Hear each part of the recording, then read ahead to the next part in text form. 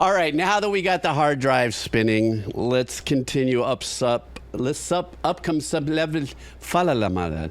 Let's do some more Wheel of Cheese. Okay. All right, here we go. Wheel. Let's see what we got. Jakin, thank you so much. That was a badass track. I appreciate it. Okay. There's an update of the Wheel of Cheese. For those of you parachuting in, we're just doing Wheel of Cheese right now. And that's all we're doing today for a couple of hours. Don't forget, if you put your name on the list for the Wheel of Cheese, it's a 7-minute maximum. Any style of music, though, from any genre. Here we go. I feel like a circus caller. What do they call those guys? Come on and get your ticket. Oh. I swear I have nothing to do with that. I'm just like, Barker. Yes, I feel like the Barker. Stolen Patty Cakes is in the house, lurking. I think 1 a.m. is also lurking too. Anyhow, this is Square Meal. Square Meal, are you still here? Let's see what Square Meal would like us to hang out and enjoy here. Square Meal wants us to listen to, oh, this ought to be fun. Game OST, Far Cry 5, We Will Rise Again. Aloha, Far Cry 5, Far Cry Free. You try to say that fast, brah. Aloha, Far Cry 5's pilot is about taking down a doomsday cult in Montana countryside. This track is one of their propaganda songs that plays on the cult's radio station, which you can hear through in-game radios. Oh, that's pretty cool. I like that. So once again, this is called Far Cry 5 is the name of the OST, and the name of the song is We Will Rise Again. Let's go.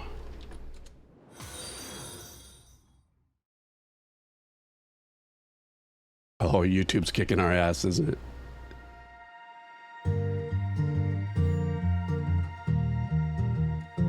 Ooh.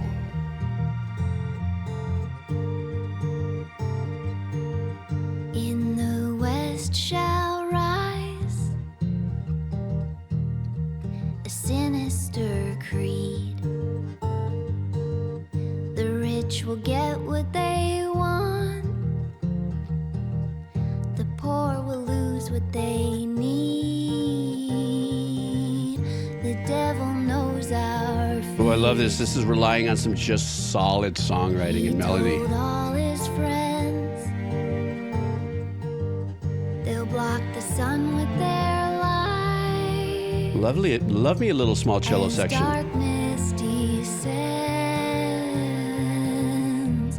oh Lord, the great collapse won't be our end. The acoustic guitar recording is When the beautiful. world falls into the flames, we will rise again.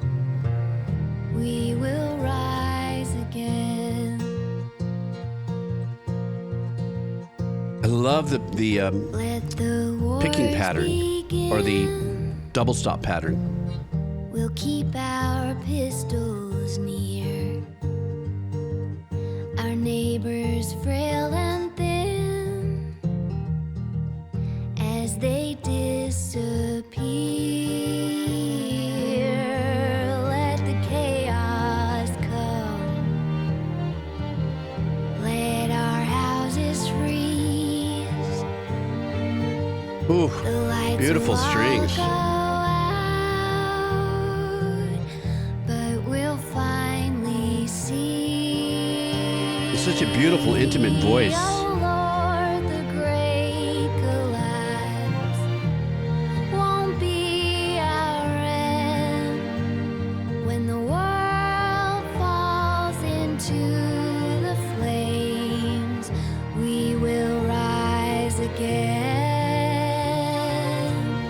We will rise again. God, it's so beautiful. Reminds me of an artist named Shelby Lynn as well. When the sky has cleared. Ah, good response on the strings. I love that. We'll walk arm in arm down our promised path. We'll watch the sun come up from its bed of black, we'll enter Eden's I would say more the production, the Shelby Lynnish. I mean, this singer has just such a beautiful tone to her voice. Oh Lord, the great collapse won't be our end. When the world falls into the flames, we will rise again. We will rise again.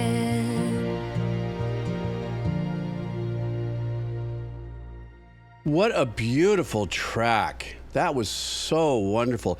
Actually, it calmed me down, made me feel so chill.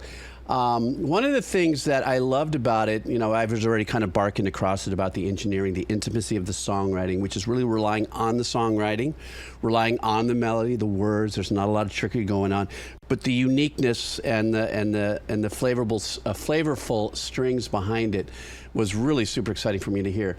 Where's my? Oh, hang on for a second.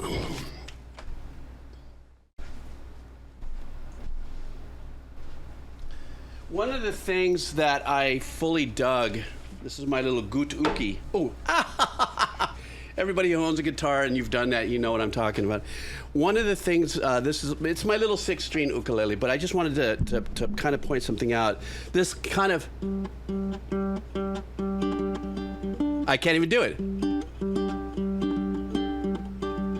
I can't do it. But what I loved about it is that it always had, the bass was.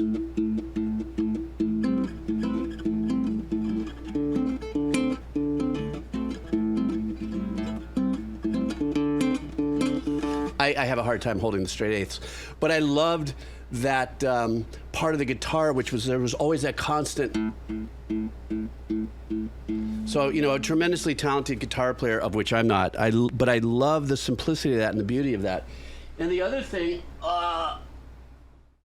sorry. And the string arrangements were absolutely stunning. The call, the answer back between the melody and the guitar playing and stuff, I thought it was great. Now, of course, with a little bit of Jeeb's lore, when I had said, God, it sounds a little bit like Shelby Lynn, as if I would be some kind of, you know, she would be in my fan base. My dad did all her string arrangements with producer Bill Bottrell when she won her Grammy. And what was unique about that, it was the same kind of style of production, except what Bill decided to do. This is a great little side story for the recording industry, or, you know, decisions of producers. Bill Bottrell, very famous, Michael Jackson, all these guys. What Bill decided to do is do the string recording literally in a barn with an open door. Actually flew my dad out, you know, did all the arrangements there, and had the, you know, it was a small section just like what you just heard there, and actually did all the string arrangements in a barn just to catch the ambiance of it, which I thought, you know, that's just such a brilliant producer move. But because of it, my dad spent, you know, I don't know, probably about 6 weeks writing arrangements, you know, for all of the songs. So he was flown out there. He thought it was amazing. He thought, I don't know, I'm conducting. There's a guy with the cables and everything, and I just went, you know. So, anyhow, yeah, just it had to do a lot with, I guess, Bill wanted to have just the ambiance of the barn thing. So yeah. Anyhow, let's continue on. How about I refresh the list? Let's see what we got here. More wheelie. Are you guys ready? I'm ready. Here we go. Who do we got? Who's next? Oh, so close to Ginger. I the Coop. Are you here, I the Coop? Let's see if I the Coop is here. I the Coop would like us. Oh, okay, we get some more. We get some more. Hey, there you are. Yep, you won. I the Coop, you won, brah. So, greetings from Mexico. Che, ¿qué te parece, mano? ¿Cómo estás? ¿Qué tal? The context is very long, and I'll skip a lot, but I'll try to summarize it the best I can. In Natlan, they've been dealing with the attacks from the Abyss for years. With Traveler's arrival, they finally have a chance to defeat the one who led the assaults on the region. Oh, I'm going to get this all messed up. Gosoyotho, a powerful divine entity who, during battle, takes an even stronger form. Zichote, a dragon king who once ruled Natlan with the basic of the god of the fire before the arrival of the Archons. This track features Swahili lyrics and plays after the entire region comes together to support you, urging you not to give up. You fight alongside Mavuka and current Archon and goddess of the fire, and finally put an end to Gosoyothoth after 500 years of unending war and bloodshed. Sorry for the length, but I hope you enjoy the track. No, that's fine. I like this. This is what makes it really fun, is I get to learn a little bit about what it is I'm listening to. So it gives me a little bit of theater of the mind, so I appreciate that. All right, so here we go.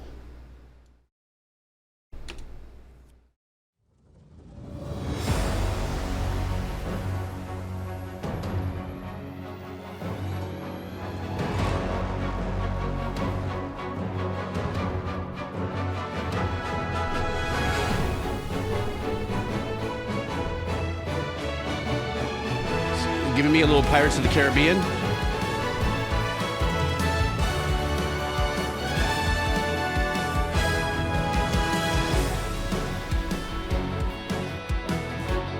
Get a little bit of that guitar back there hiding away. I think maybe the composer is having a little guitar envy. Very small, put it in the back. Ooh, that sounded weird.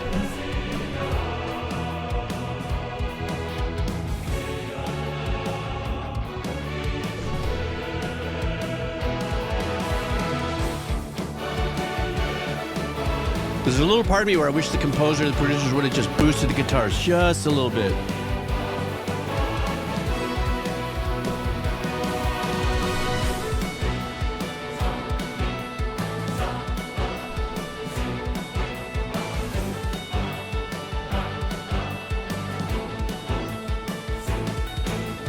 This is very motivating and uplifting. Like, go get them, let's kick their ass. I don't know that that's what they're doing, but I'm just saying.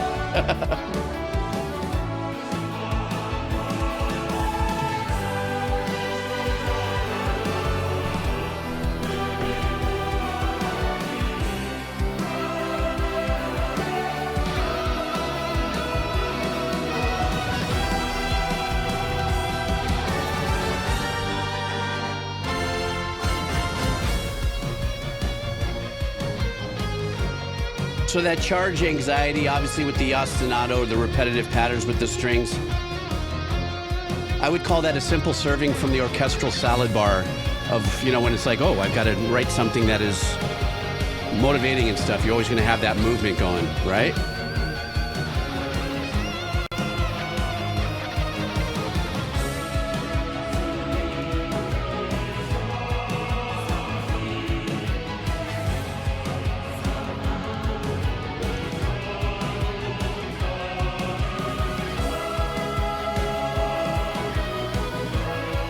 I do love the fact that the lead guitar is actually following the melody, giving us just a little bit of a dynamic distinction.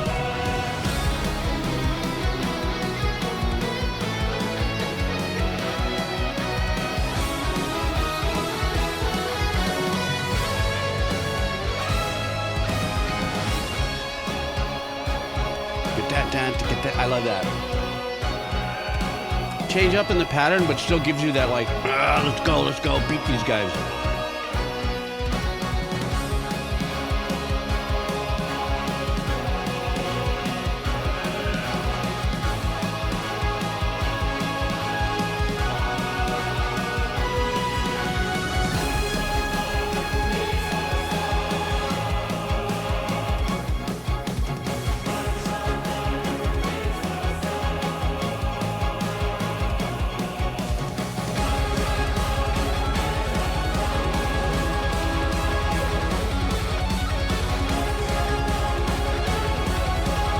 Yeah, the composer's really leaning in on the rock stuff. I love it.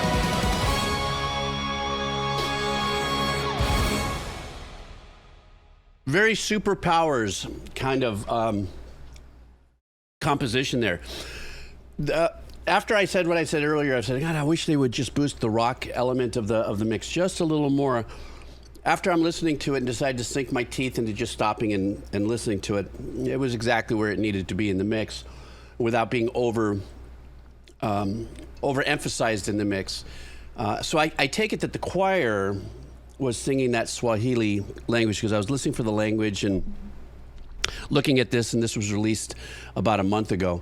And so what's unique about where we are in the world right now with music and AI and stuff, and I'm not talking about AI-generated music, but the kind of tools that composers have when they're writing stuff like orchestral pieces.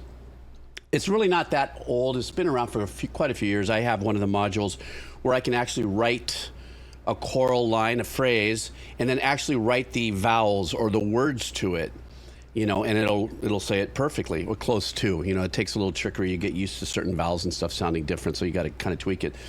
So sometimes when I listen to tracks like this, in the back of my head, I'm going, God, I wonder if that's, you know, vowel-generated choral or word-generated choral compositions via these new modules, which is different from those new things that you see that are going around that people are selling these new things where it's like MIDI information that says words with vocals. No, that's a whole different thing. But I like the call to action. I like the fact that it was very strong and punchy. You wanted to get to the next level or wherever you were going, or if it was a celebratory kind of a vibe. And it didn't go too overboard on the arrangements, because you could. On a track like this, I would have gone nuts. It would have been my biggest problem. That's why, you know, my compositions are always, oh, I can feel something over there. Oh, I'll put something over here. How about this over here? Before you know it, I got this thing, and I've kind of missed the point of what I was doing in the first place. That's why now I just sit here as an old fart doing live reactions. All right. Thank you so much for parachuting in. I'm stoked you dropped by and you actually won on the on our Wheel of Cheese.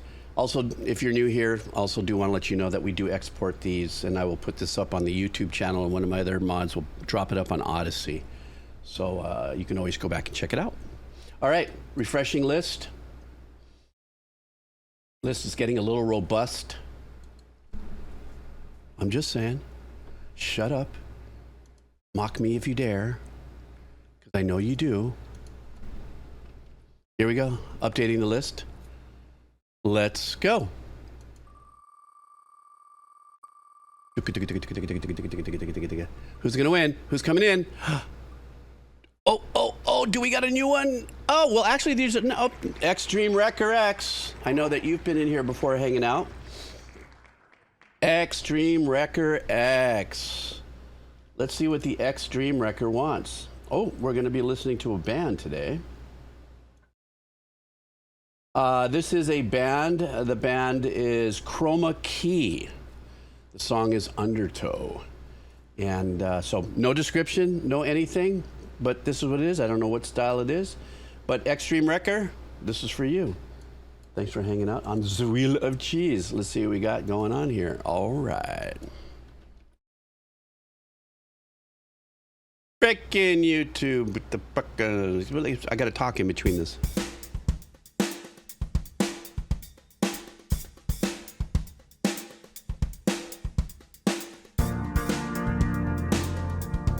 I love the pseudo shuffle on the hi-hat.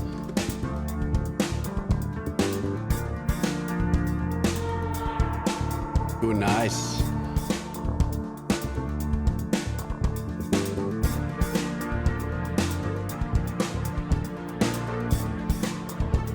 I like that. If it comes down. Hear it deep.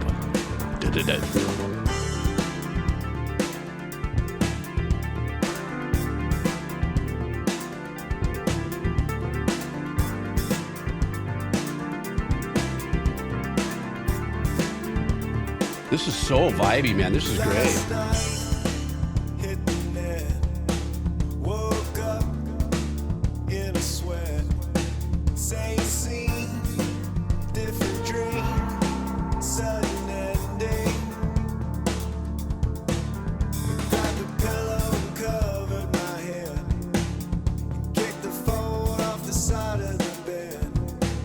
It is kind of vibey from that era, B.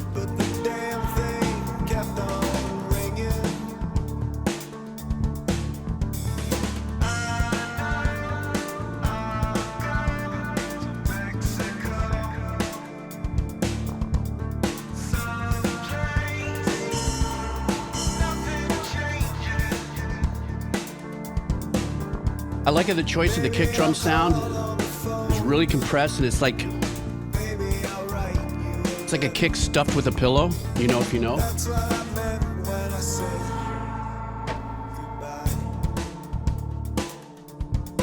I know, isn't that right ear wobble pretty cool? Because it has a bass line, but every now and then it hits you with that blah blah blah.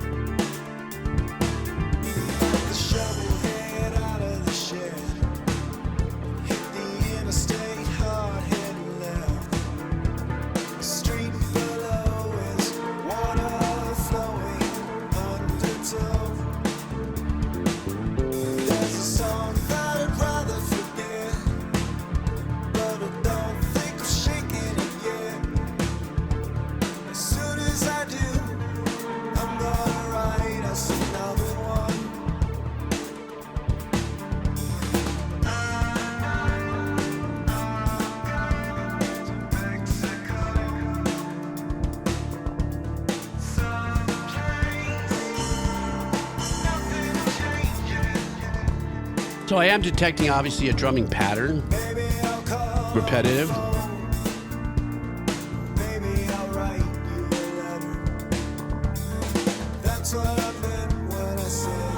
But I love the sound of the kick on this.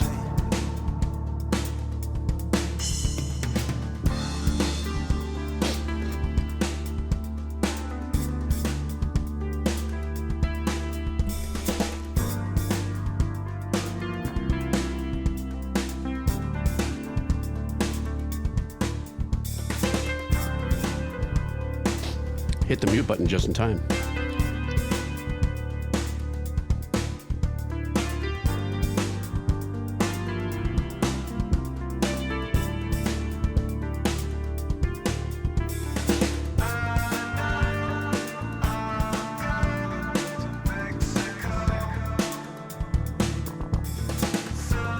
I love it. It's just so arbitrary, the little blah, blah, blah.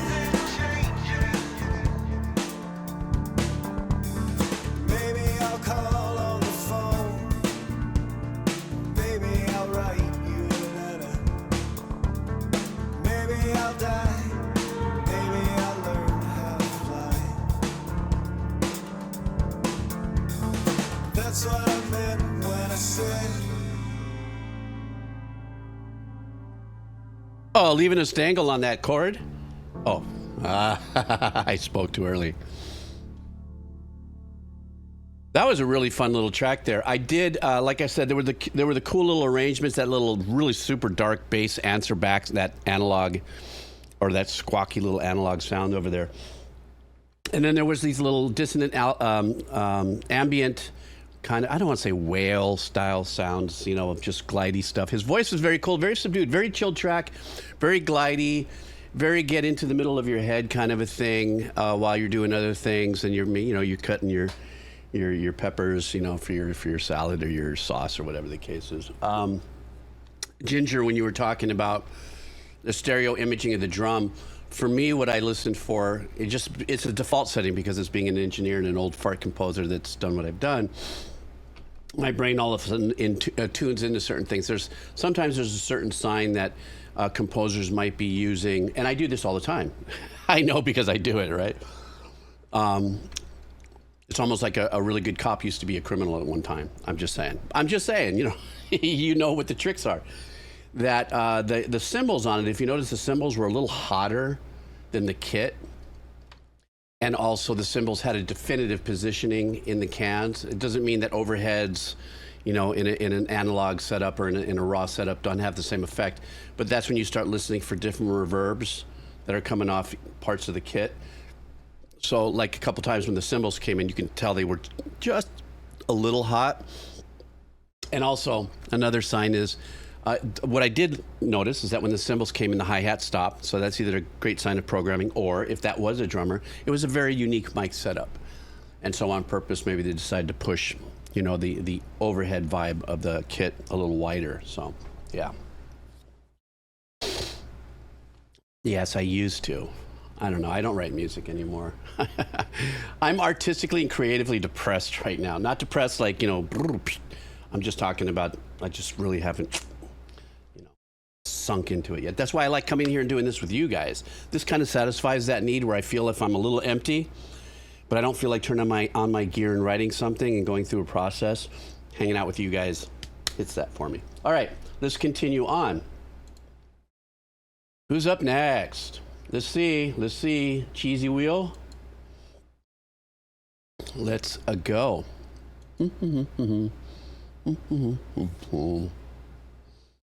Yeah, Lisa, sometimes the flow state just don't flow. Dream Wrecker, thank you so much for that, for joining us here. All right, next up, here we go. I'm refreshing the list. List is officially refreshed. Let's spin.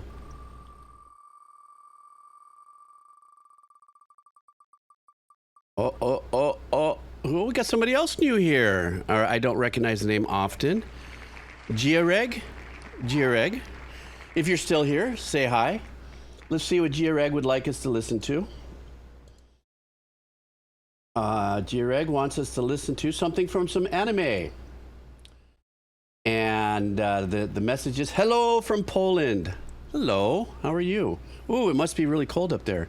Isn't it late at night? Isn't it tomorrow? How are you? Welcome here to the Kados here. I'm in Hawaii. Like, how far away in the world platform could we possibly be from each other? I love the fact that music brings us together. Hello from Poland. FLCL is a classic anime from Studio Genex. Same studio who made Neon Genesis Evangelion. All the soundtrack is made by the band The Pillows, who unfortunately disbanded this year. Hope you guys enjoy. Okay, guys. So this is from our friend Giareg, all the way from Poland. The name of the anime is FLCL, or Fooly Cooly. And the name of the track from the band The Pillows is White Summer and Green Bicycles, Red Hair with a Black Guitar. I don't know if that was a title or a summary, but it sounded really cool. So let's see what we got going on here. All right, let's go.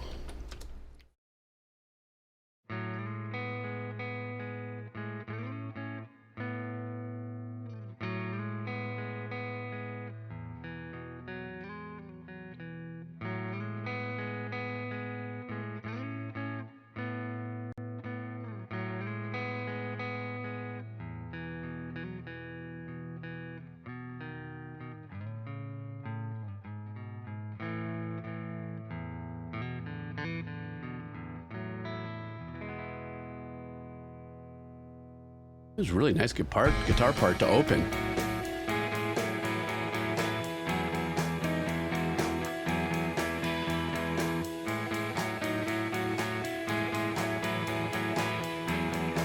Wow, what a great intro.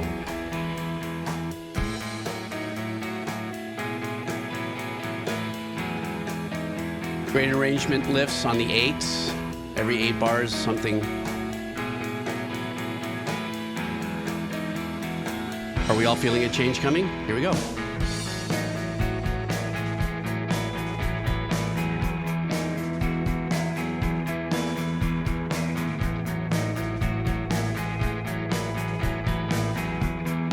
What a great snare sound.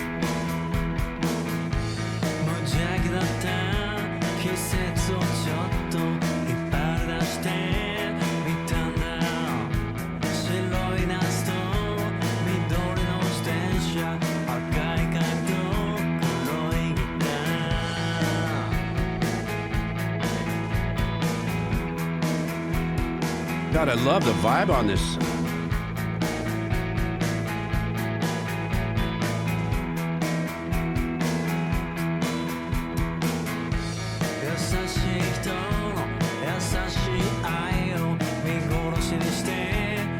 I love how the bass is getting a little livelier in the arrangement.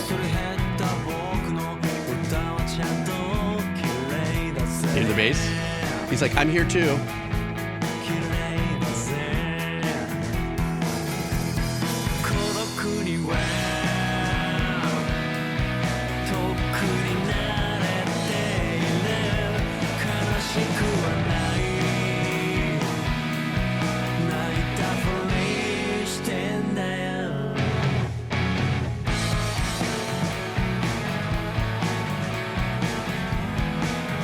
This is wonderful. But I'm not recognizing the language. Is it an anime language or is it... Help me.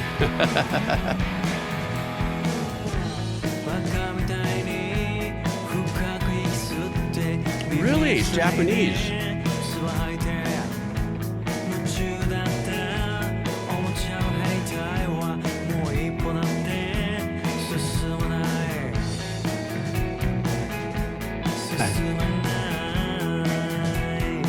I know, that's the default setting for anime. I'm old. Hit me with the emotes.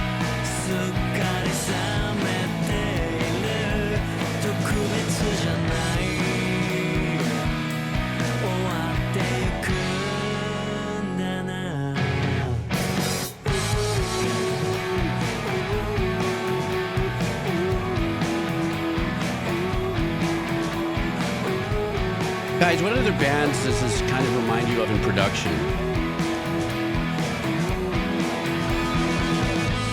In your soundtrack of life?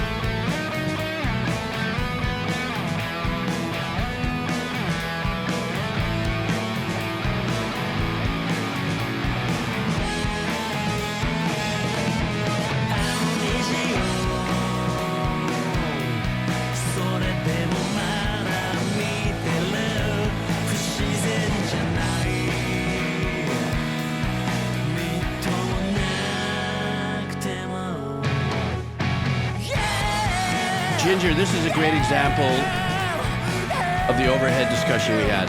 This is a live drum with the overhead.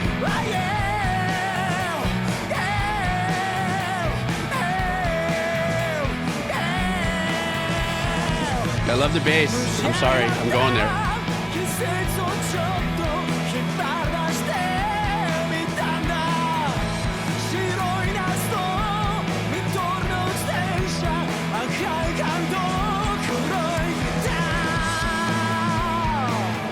Weezer and Cage, that's a good call.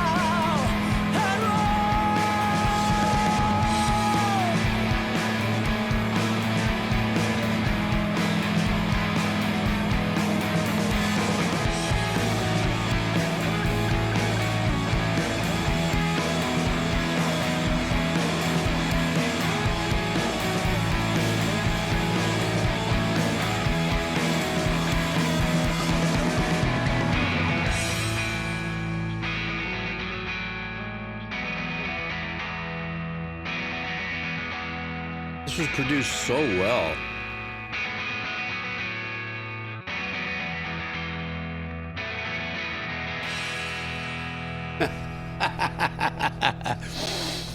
I'm not laughing at it.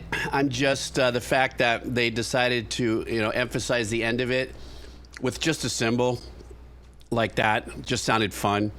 I think all of us who are composers who play music, or especially if you're a drummer, that's almost like a taboo thing, is that you don't really hit the cymbal unless you hit like the kick or something at the same time, or another tom or something. And the fact that there was that little emphasis of the cymbal at the end, I thought was really super cool. I love the track so much. I guess this is kind of that indie rock kind of vibe, and this band has quite the legacy. I think you guys said they've been around for close to 30 years. I was actually unsure of the language. I know you guys were laughing at me because I said, is it anime or is it in another language? I think you guys knew what I was trying to say. But I don't know if it was the tone in which he was singing, or if maybe, I don't know anything about the Japanese language, so I don't know if there's different accents in the Japanese language, like how we have here in the Americas, a Southern accent, a Bostonian, California, whatever. It just didn't sound, it didn't have the usual accent points, if you would, that I would recognize it to be Japanese. So it had a very unique interpretive style, I guess, that made me go, I couldn't figure it out, And I think also, too, I was just also really into the arrangements. I think the drums in of itself is what make it feel very indie rockish, and in the recording of it as well. You know, I'm sure they probably have more grindier, poundier tracks, but I really dug that. Are you guys laughing at me? They're laughing at me. They're laughing at me. I'm not watching the chat. All of a sudden, when I see our little Alaf mote. What was the name of that guy? He passed away. The guy where everybody uses that Alaf mote. He was what a genuine guy, but I think he passed away a few years ago. He had a heart attack or something, which is a bummer. Anyhow, every time I see that pop up, I retrospect. I was like going, "Oh my God, what did I say?" Everyone's laughing at me. What did I say? Piano, whatever. All right, let's see what's up next. Yes, recitas. Yes, recitas. El recitas. Che, recitas, ¿cómo estás? Y dime. That's all you have to do is say, dime. And he would go off on great stories.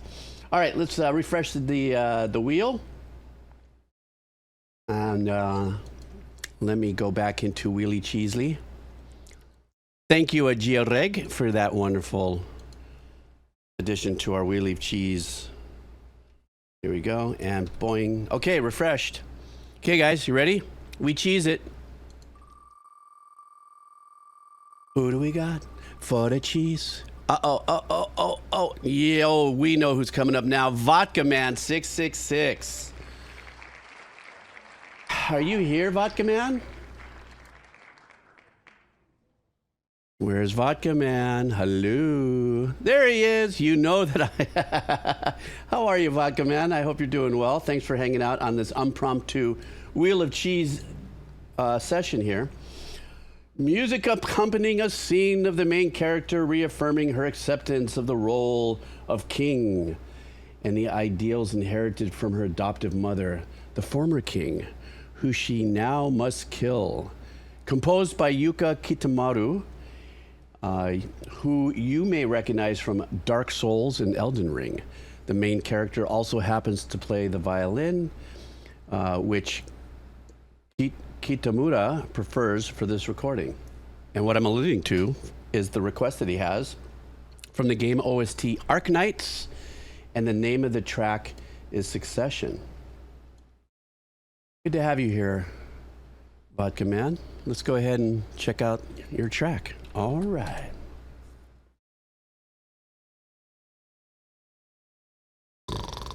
YouTube.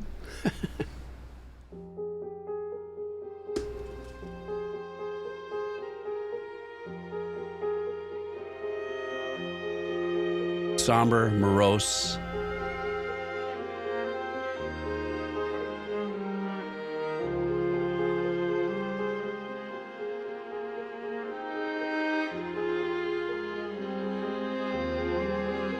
DJ.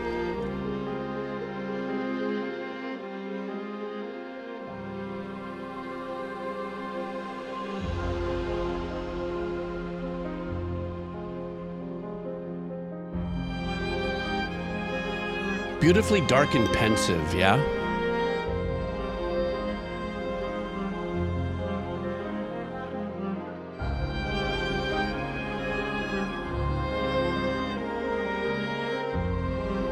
I love the cello violin unison on that melody. There's a little harmonics that's playing awry there.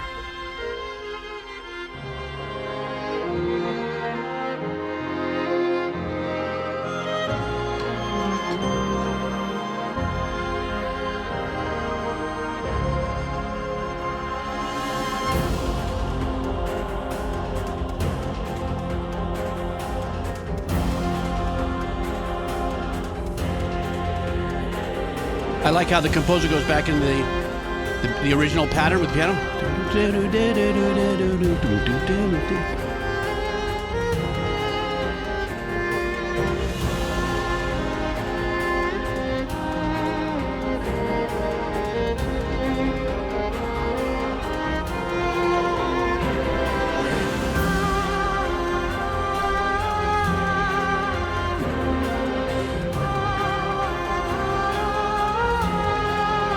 I didn't really put that there, B, until you just mentioned it. Now I hear it a little bit. Yeah, I can see it.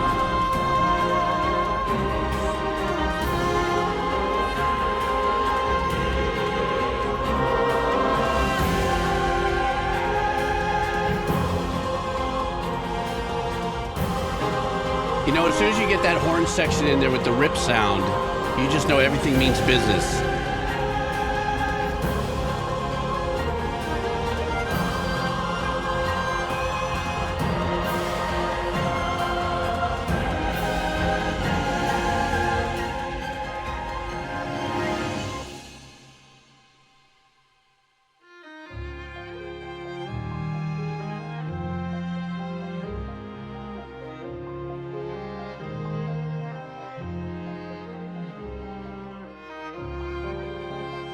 It's a nice little dance. It sounds like it would be a single violin, viola, and cello.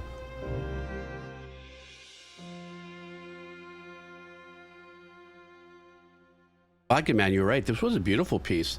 And the intimacy of the violin, as you were saying, that the composer's very first instrument was a violin.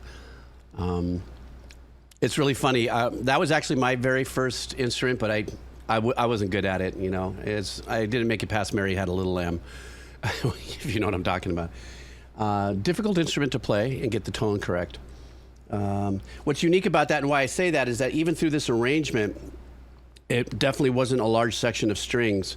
I'll bet, as a matter of fact, it could have been maybe as small as quintet-ish. But the tonality, like for instance, when they were doing some unison, and I had said, there's little harmonics chaffing. Then in my mind, I'm thinking, because, you know, getting those tones perfect, you know, between the octave there, sometimes gives you this very unique dissonant vibe without knowing why you're catching it. So I like the intimacy of what that was, and then still it envelops into a little bit more of a pounding kind of a grind that has started moving forward. And then, of course, like I said earlier, once you hear those French horns, that's almost like you're committed to whatever the vibe is of the music, or in this matter, of the game. It was a game, right? You said it was? So, anyhow. That is my ting. Thank you so much for dropping by in and dropping that off on us. Tis wunderbar. Let's continue on. Oh, it's a game. Okay, thank you. Thanks, Vodka Man. It's good having you here. Let me see. Let me refresh. Let's go back to Cheesy. And let me refresh and get some new names here on the Cheesy. Okay, you guys ready? Are you ready? Are you ready? Are you ready? Are you ready? I don't see enough cheesy motes. I'm going to wait till I see enough cheesy motes. I'm going to have some more. I hold you hostage for participation points. I'm kidding. All right, let's go. Here we go. Okay, that's cheesy. And who's in it? Oh no, here we go. Grobo Robocherv. Robo. Here we go. Almost, Crab, so close. I know, right? All right, is Robo here? Robo, are you even here still? Let's see what the Robo wants us to check out. This is a track.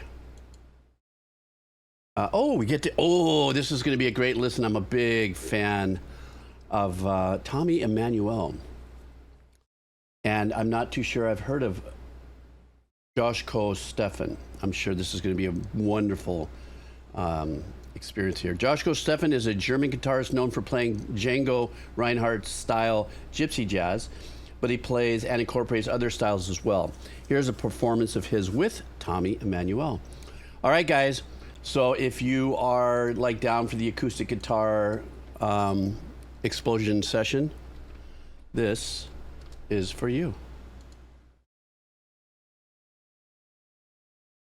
Bruh, this YouTube thing is fucking killing me. If I had you take 46. No, it's take one, really. Yeah. Okay, so so something like.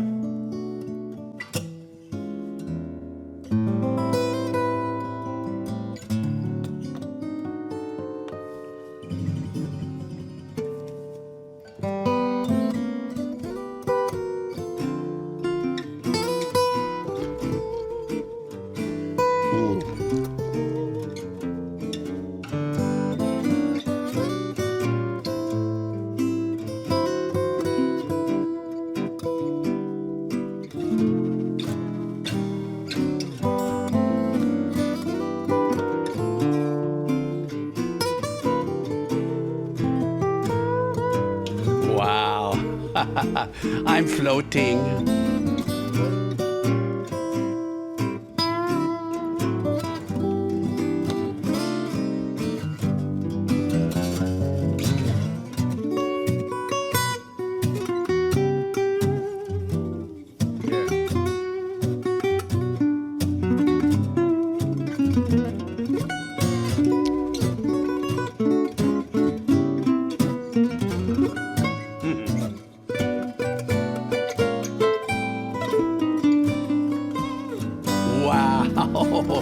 What brilliant phrasing.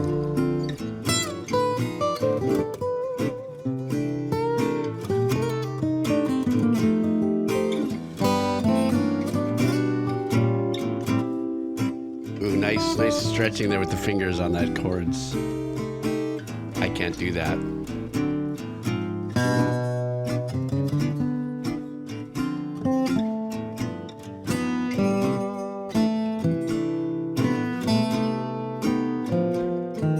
Emmanuel is so about the melodic aspect of his lead work.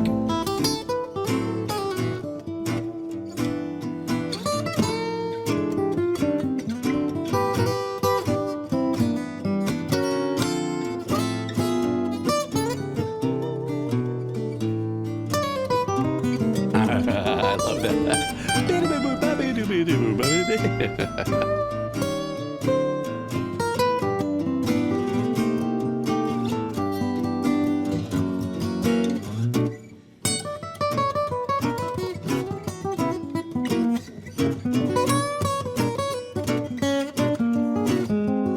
Nice shift in the vibe, but yet they're staying in the same tempo, obviously, but or in the same meter. It's getting a little abstract.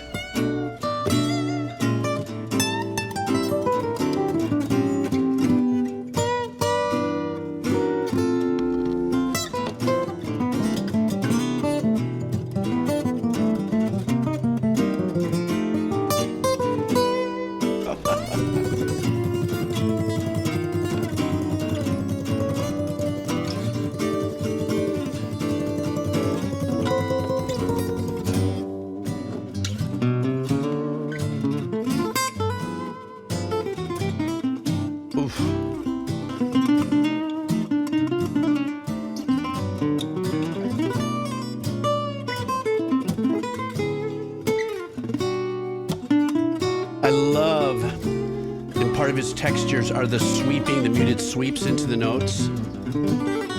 Like that. So good.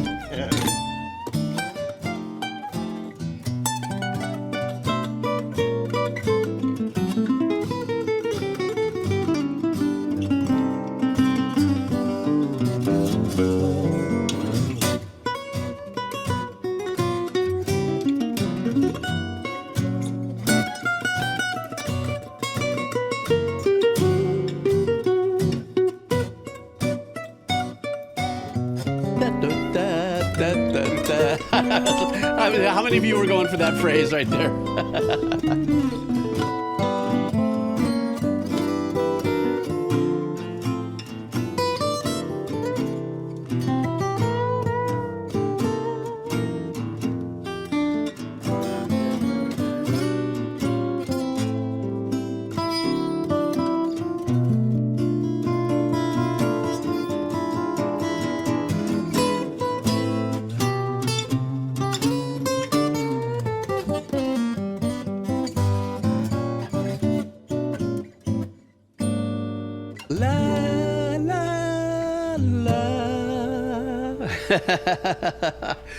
Wow, what a great track. What a great performance. Oh, Gypsy Guitar Academy. Which is really funny because there was nothing gypsy about what we just heard. Anyhow, just so wonderful to watch just tremendous musicians like that. Not only just deliver just a wonderful performance in what I would consider more contemporary, mellow, laid-back chord changes with a fusion vibe to it, with some jazziness to it, but how they take these chord patterns and step it up and make it so flavorful, playing around the box, outside of the box a little bit. The kind of Les Claypool, or no, I'm sorry, more of a Joe Pass vibe that Tommy Emmanuel plays. It's always fun to watch musicians that have just the knowledge is so in their elbow that they just cut loose. That's why it's fun watching Tommy play. He's always smiling. Or when, was it Joscho was, or I'm going to probably say it wrong, it's going to correct me. Joscho, I'm sorry, forgive me. Don't speak that language, or whatever it is. When he has an incredibly buttery, beautiful texture and playing with his hands and his the finesse and everything. And like I said, I love the sweeps and stuff like that. Very flavorful in a more progressive fusion kind of playing. But I love the fact that a couple of times that Tommy Emmanuel was like, yeah, he's played it and he was into it, you know. And I think that's the joy of watching also Tommy Emmanuel as a whole, is because you could just feel it just coming through him, through his fingers, through his energy. He's just delighted to be playing for us. I'm just saying. All right, how about some more cheesy? Refreshing form. Oh my God, sorry. Fly and be free. That was a Robin Williams moment, sorry.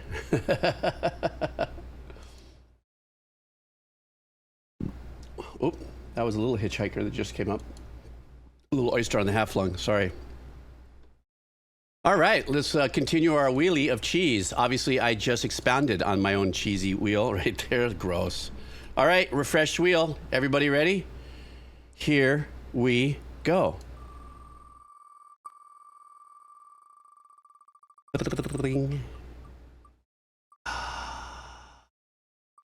It's not fixed. It's not fixed. The wheel is not fixed. I'm just saying. Lisa. Here you go, Lisa. So good to have you here, like usual. I got my usual Kados hanging out here today, which is wonderful. So let's see what Lisa would like us to listen to. So, you know, Lisa wants us to listen to, yep.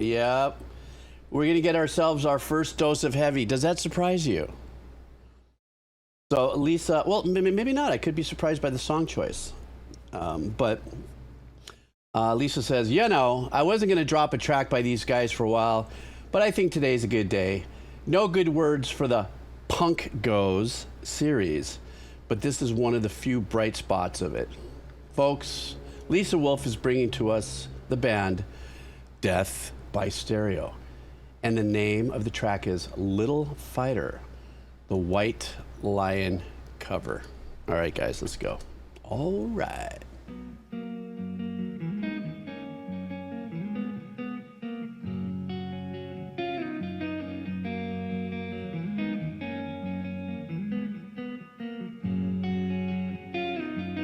Ooh, I love the little slap delay down the middle, but then there's also really nice stereo delay on this.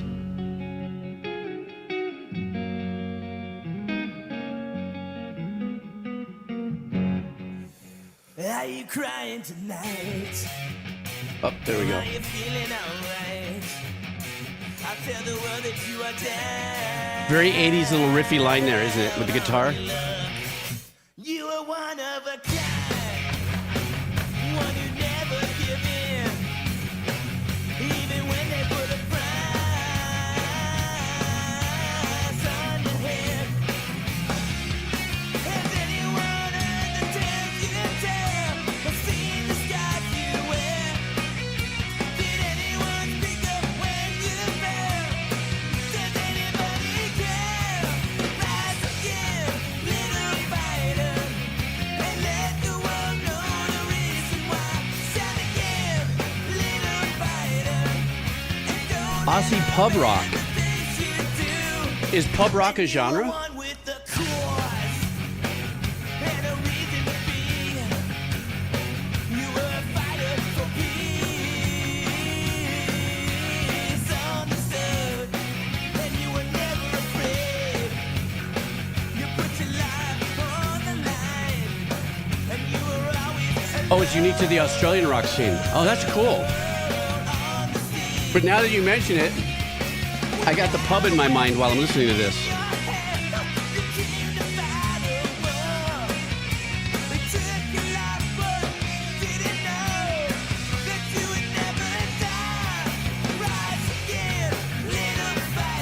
Oh, it's all around. Okay. But this does have a very straight 80s vibe to it. And I think this band has been around for a while, hasn't it?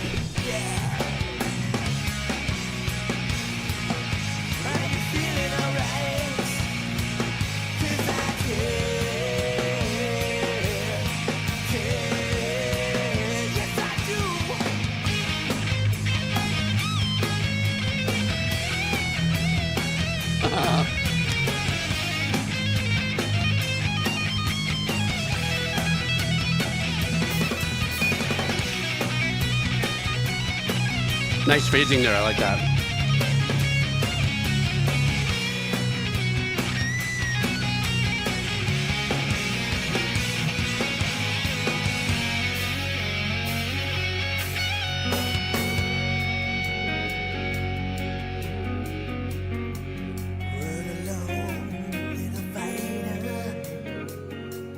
Well, I like they're coming back into the intro section. I always like that kind of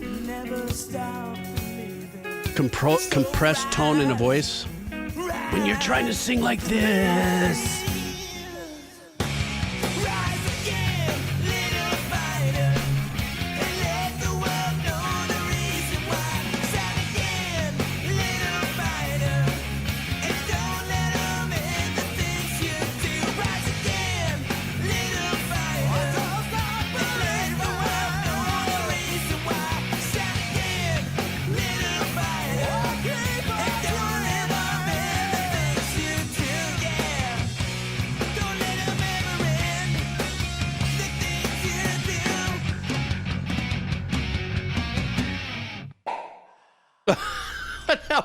I was like, what the hell?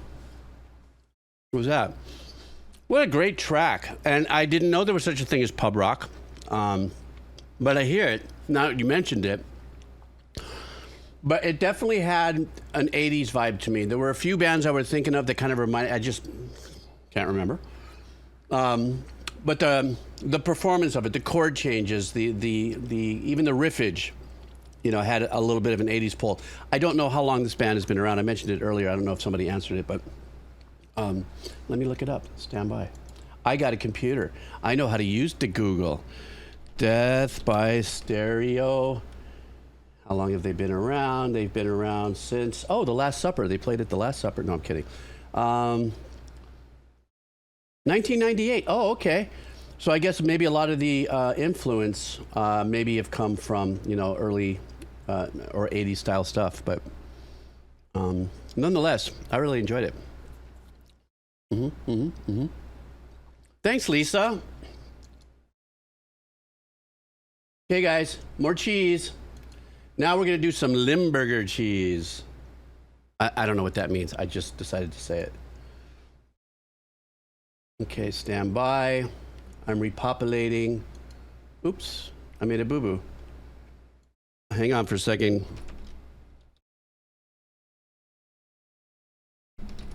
Okay. Let me see here. Hang on for a second. Stand by.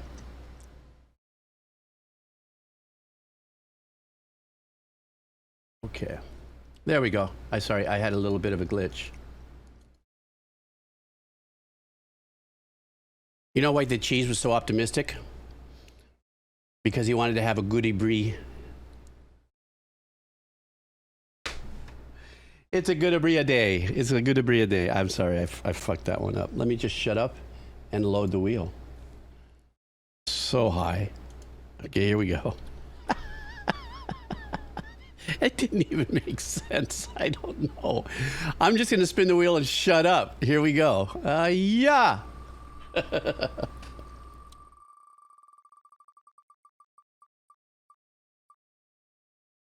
All right.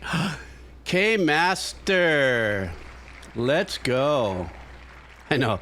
The deafening sound of crickets. Okay. So, K-Master wants us to check out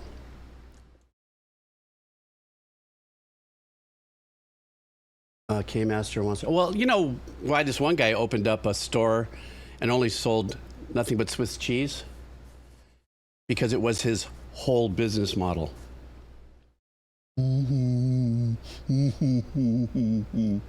K-Master wants us to listen to a game OST. Oh, shit. Game OST. Okay, I've never heard of this game. I think this might be a legacy like game of... yeah, I won't quit my day job. Don't worry, guys. I'm going to say this wrong. Satoshi Isi? Isi? The name of the song is Capcom versus SNK2. This is true love, Makin. This is a stage theme from a fighting game, Capcom versus SNK2, Mark of the Millennium 2001, one of the crossover games between the game companies Capcom and SNK. All right, then if that's the case, we're playing it. Anything to wash out that violent taste of that bad joke.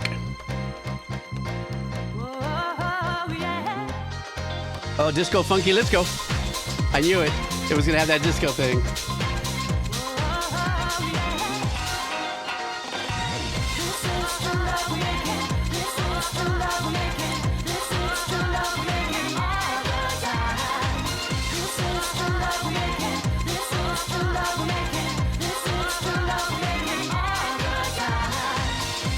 You have to have those obligatory violins and stabby piano there.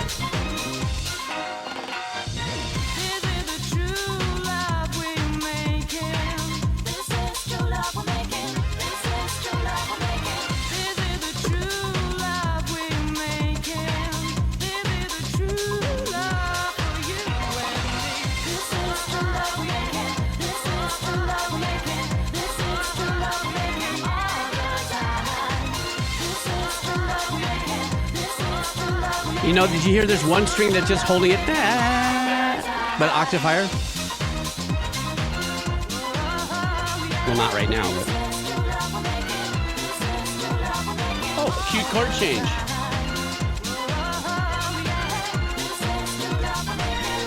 Bass is crushing. Hello?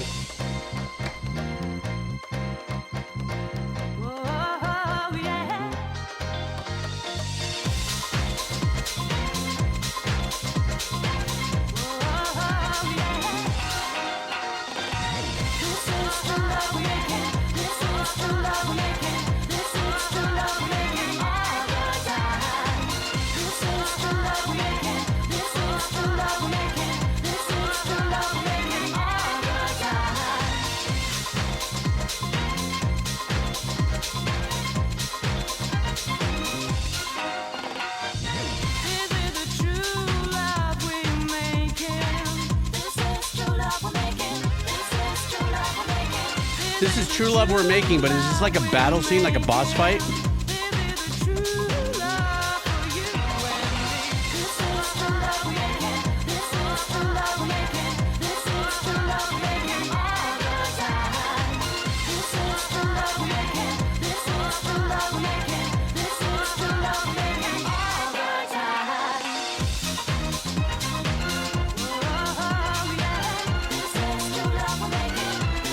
This is giving me the vibes from that song from that really super famous TV show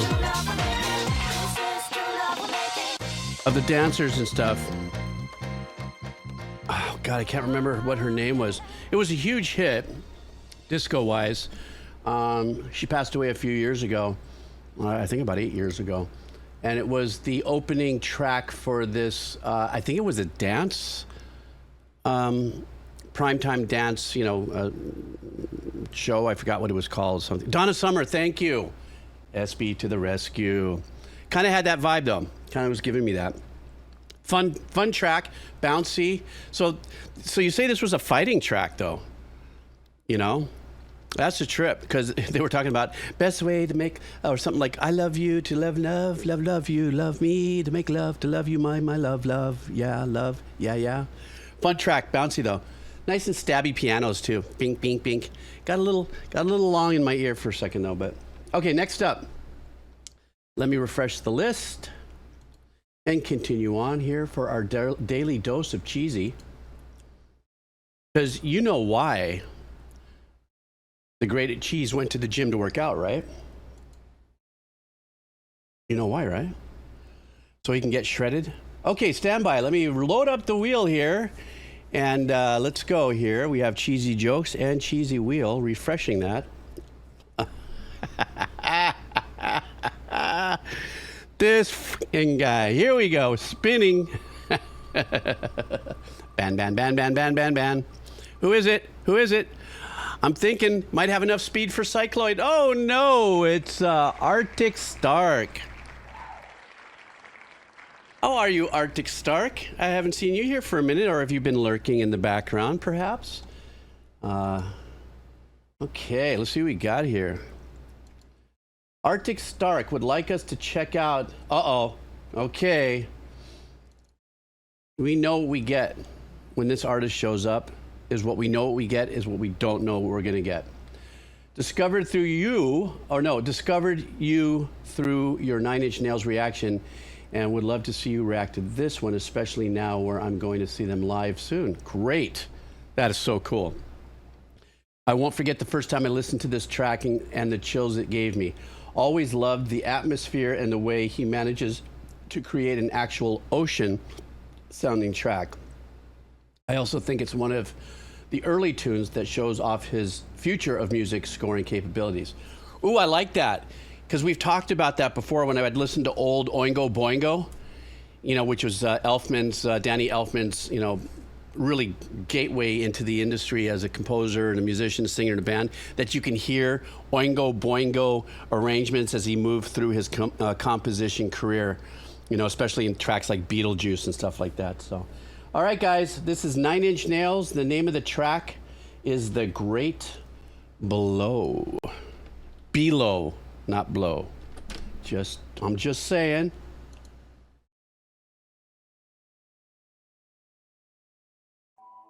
Rick.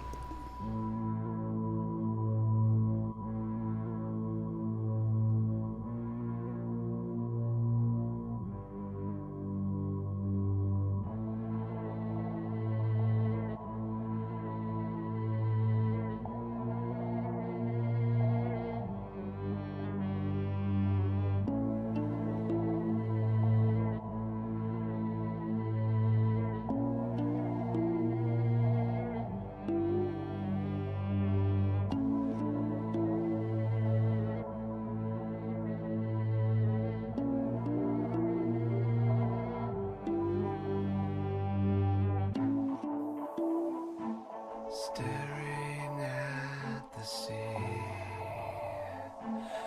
will she come? Is there hope for me?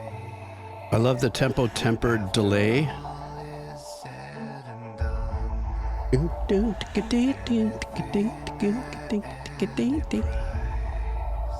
So tip jar ready. All of this for you. All the spoils of a waste. Isn't this giving you kind of a Korn feeling? All of this for you.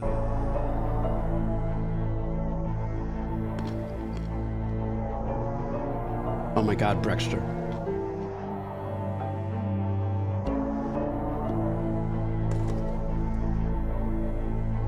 I think part of that, me saying the Korn vibe, is also the tone in which he's performing that opening section. All the world has closed your eyes. Tired faith all worn and thin. For all we could have done. Nice. And all that could have been. Patty cakes coming in hot. Pulls me close. I love how he was playing with the delays. The destiny I've chose, all becoming clear. The currents have their say. The time is drawing near. Washes me away, makes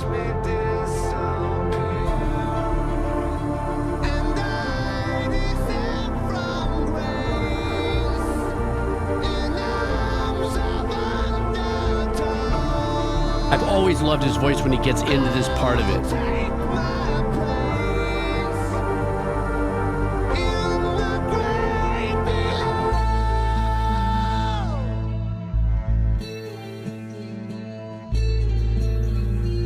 When was this originally released? Anybody know?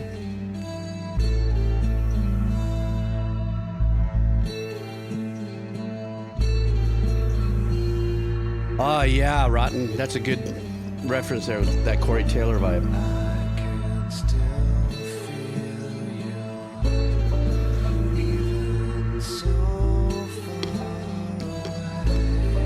Thanks, Midnight and Kazi.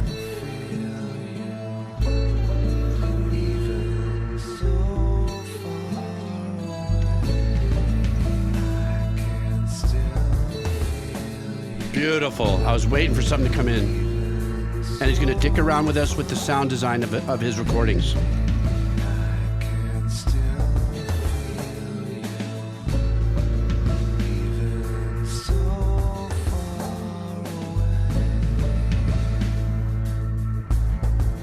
Man, this can put you in a trance for the heaviest lift.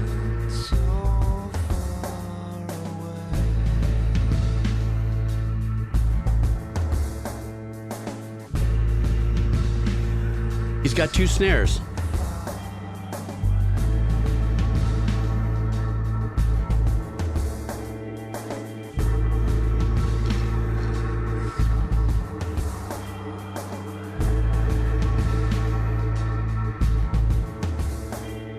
Yeah, Mandrix, you can get definitely a little bit more of a Tool vibe and Kazi for sure.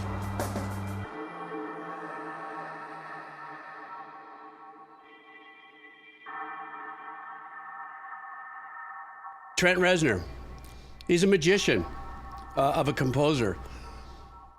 He utilizes, like, you know what's unique and wonderful about composers like Trent Reznor is like you're getting an inside peek under the hood on his personality, probably very fluid, but very, free-flowing, not following any of the rules of songwriting or composing and stuff like that, always being very inventive, I don't think I've ever really heard a Trent Reznor or a Nine Inch Nails song that has been extremely like what I would consider in it to a minute to win it songwriting structure. I mean, I've probably only heard a 32nd of his discography. There's another super talented young lady who's a composer. You guys might have seen her on YouTube. Her name is Ixie. She's always sitting in front of a piano, and she's always really creative with makeup and stuff, but very talented stuff. But she is in love with Nine Inch Nails, and she loves to go through it and play and dissect it and stuff like that. And actually listening to her, I've learned a little bit more about Trent Reznor. But I actually did an interview with her a few years ago. Extraordinary young lady. I think she lives out in Texas somewhere. Anyhow, she turned me on to some more Trent Reznor stuff just by me listening to her channel when she goes off. And she just released a great album, actually. I was like, this is crazy. It's wonderful. Anyhow, I go on. Great track. That's an absolutely mental track. Okay, more cheesy. All righty. Let's load up our wheel. Arctic Stark, thank you so much. I think Arctic Stark, oh, there it was. You were there, Arctic Stark. Yes, isn't she iconic? Okay.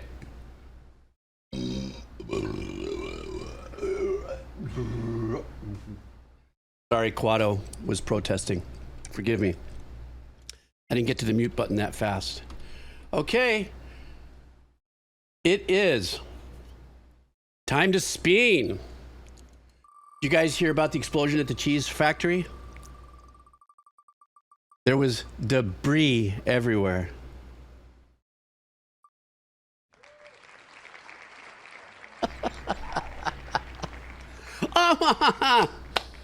Aman, save me from the bad jokes, please. That was no good. Shit. All right, Aman, here we go. There you are. Yeah, you have to unmute yourself, or I know we're probably lurking in the background. Let's see what Aman is bringing to us. You know it's going to be the musical. All right, guys. I told you when I said it's going to be musical. So, guys, here's the request. Just before I tell you what the what the media comes from and what the name of the track is, the message is: just thought I'd share a giggle or two with this one. Hope you all enjoy. This episode premiered in 1980 and featured a special musical guest on the show. Bear in mind that he was 63 at the time of this performance. Mahalo as always, bud. Always great to see you here, Aman. Let's do this, guys. This is Dr. Teeth and the Electric Mayhem, the drum battle of the century. Let's go. Okay, and now, ladies and gentlemen, the drum battle of the century. Yes, in one corner, our own ever-popular animal. And in the other corner, the Muppet Show's own fearless guest star, ladies and gentlemen, Mr. Buddy Rich.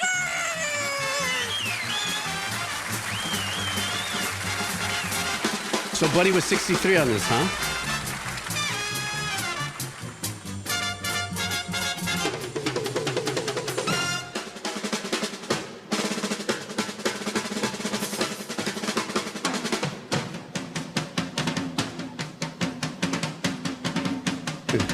Cookie Monster with the jungle rhythms. Blah, blah, blah, blah.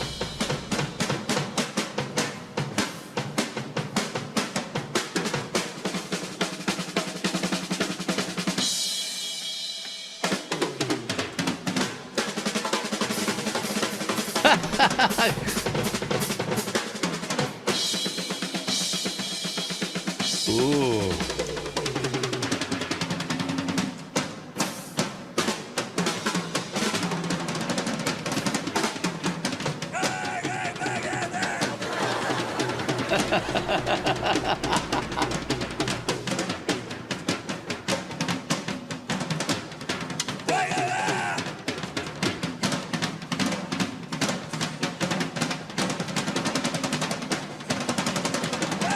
I love hearing the occasional stick on the rim.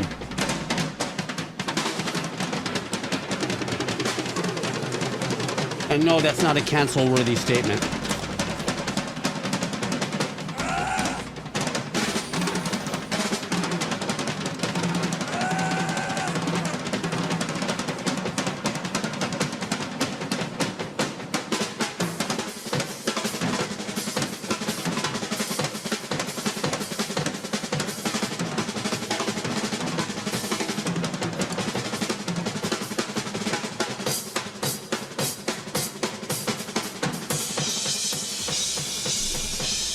Wow.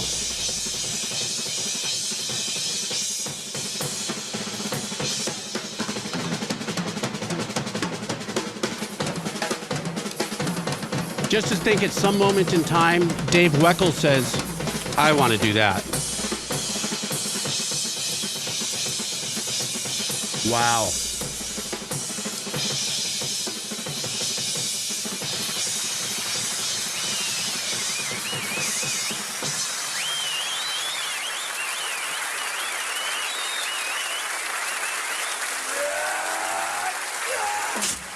Darn it!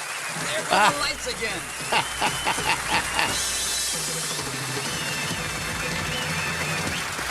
Aman, thank you so much for that. That was hilarious. It's also very nostalgic because I think I remember watching that. Buddy Rich, I think, wasn't Buddy Rich married to Pearl Bailey? Aman? Who was another absolutely extraordinary singer. I believe so. I think they were married at some point or something, you know, if I recall in my old man kind of history thing. But Aman, just for you to bring that in here like this, you know, and setting us into a different tone, that it was so fun to watch. And, you know, when you really sit there and you watch what Buddy Rich is playing there and how he's playing it, you can tell by listening to other drummers that are extraordinary, like I just got through mentioning, Dave Weckl and stuff like that, where that influence came from. There were so many beautiful phrases inside that last, let's say 40 seconds of soloing was fucking mind-numbing. It was so, so good. Thanks, Aman. And it wasn't even in Phrygian, so it doesn't matter. I'm just saying. You know if you know. Let me see here. Okay, hang on for a second. My browser just kind of froze up a little bit. Okay. There we go. Refreshing list. As I am.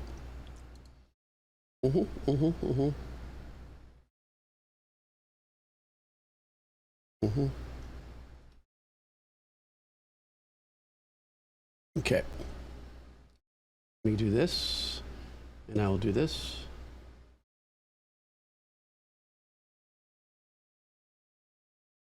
And I do this. I'm sorry, I'm having a moment here. I don't know why. There we go. Ready? Let's go. Jeez. Oh, I think I know who it is.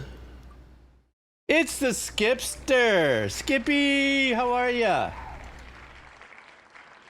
Just in case you don't know, when I was rebranding my YouTube channel, it was Skippy that came up with the RPGeebs tag.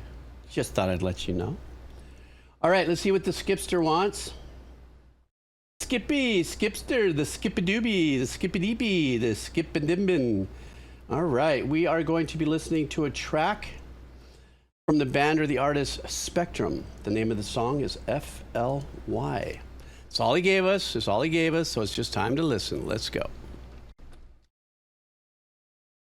Sorry, Skip. Up there's Patty Cakes with his pun.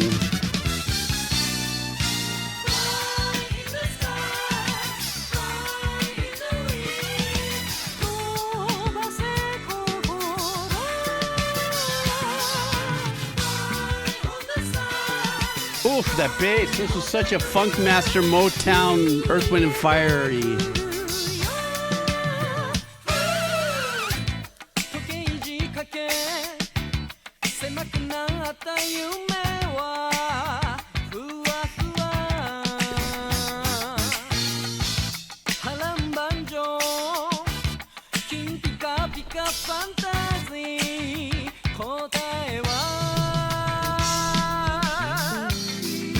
Oh, man.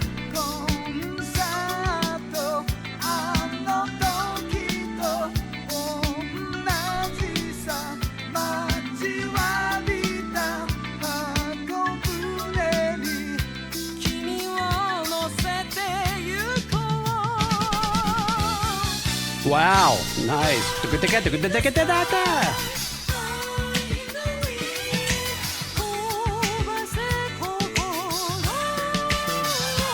I have to look these guys up, see what it's all about.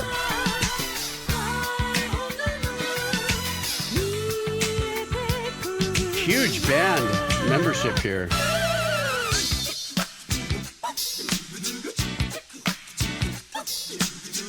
Japanese jazz rock, fusion, and brass rock band active from 1979 to 1981.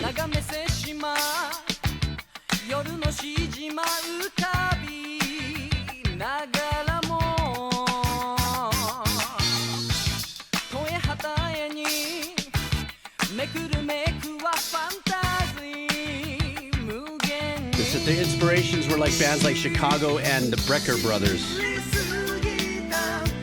Can you hear that? I can hear that for sure.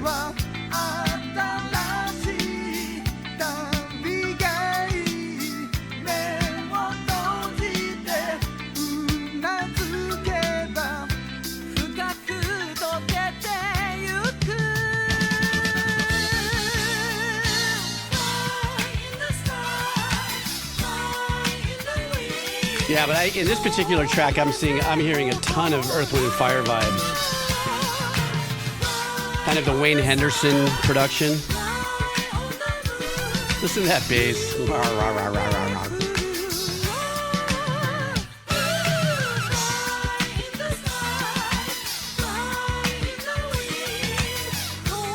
always loved when bass players would do those sliding octaves. Boom, bak, boom, bak, boom, boom, bonk.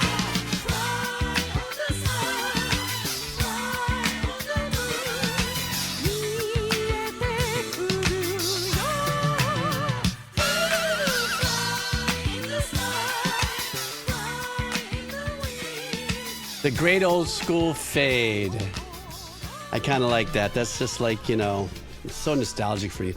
The guy, the engineer's pulling down the master fade, going, "Oh my God, I hope I get this right. It's got to be really smooth, man. I got to get it right."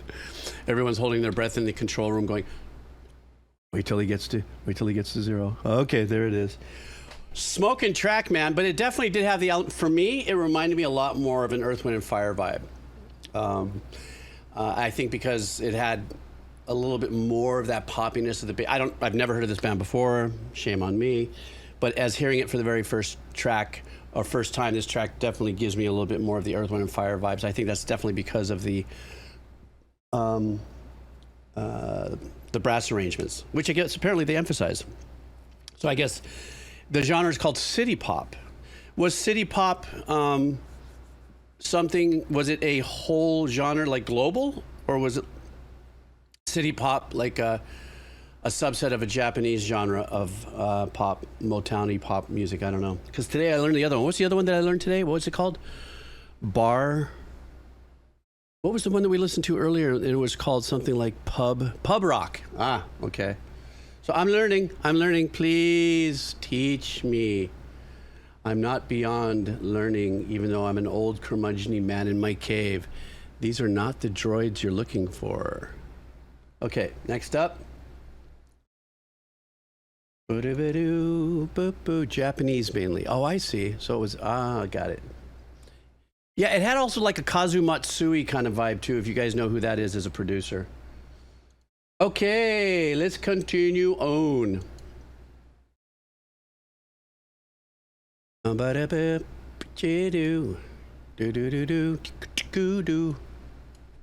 right, here we go. Oh, geez, drugs are bad. I put it in the wrong browser. Oh my God, I'm not even high. Hang on. I mean, I'm not saying that I ever am. I'm just saying, I'm not. Okay, let me just spin the wheel. Yay, the wheel's spinning. Deflect. Who's next? Could it be? Oh, the Parkish Pal. Park Pal, are you here, Park Pal? He may have skipped out already. I don't know, he's one of our legacy. There he is. I know you were lurking back in there. Lurking. Somebody once accused me of lurking. I go, what the fuck is lurking? To me, the word lurking is when you are looking between the bushes or something. I was like, what the hell are you telling me that for? Okay, here we go. Whoops. There we go. Park Pal wants us to listen to. Okay, no real message here, but the band is called Bell X1, and the song is The Great Defector. All right. Let's see what we got here. The Great Defector. Park Pal.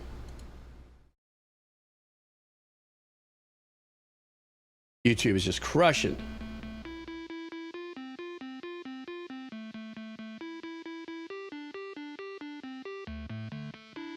So Park Pal says this is an Irish band. Somehow ended up on an indie alt radio.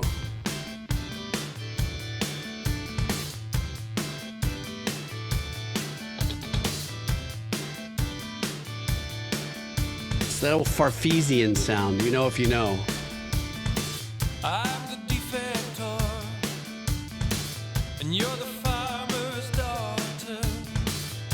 You be teasing us farm boys till we start talking about those rabbits, George. Oh, won't you tell us about those rabbits, George? I'm the defector. Isn't that a saying from a book? Tell us about the rabbits. I give it what it needs. I'm trying to remember. Let's make a new world. Yes, very Talking Heads. Let's make it Of Mice and Men, that's right. You're the chocolate at the end of my cornetto.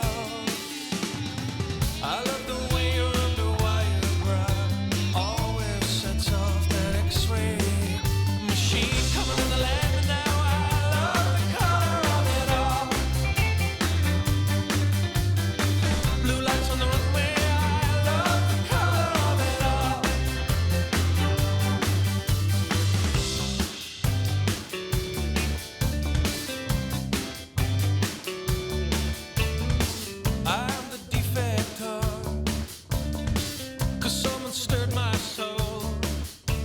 I like this. with that great Isn't there a little Bowie in there, or is it me? kind of looks like an orb. Listen to that bass. It sounds like a Mustang. Taking the movie. Yeah, they're on set. The people from the mobile phone company say who gets to play and who gets to not. You're a picture of the checkout girl. Hand me a plastic bag. I got the sweats trying to. Yeah, there's Devo in there for sure, Lisa. Now that you pulled that out for the visual. I think it has to do too with the tone of the voice, the way it's. This is very the Cars, the hook.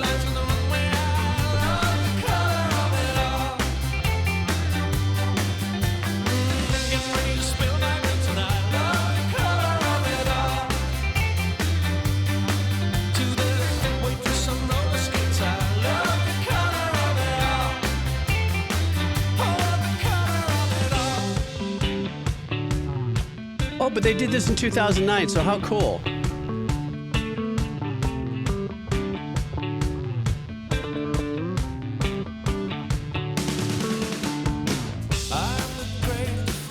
That's my bass cheesy smile. Of a man who's maybe seen too much, but still just manages to care. Still you're the chocolate. Did you hear the little tonal cowbells back there? Ding ding ding ding ding. I love the way your underwire bra always sets off that X-ray machine coming in the land, and now I love the color of it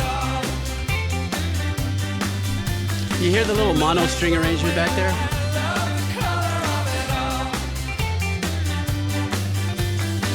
Get ready to spill my bits, and I love the color of it all. To the what was on all the streets, I love the color of it all. Oh, the color of it all. When you saw all the streets, when you saw all the streets, what you saw. And I like the fact that it's like real hand clapping. You know if you know.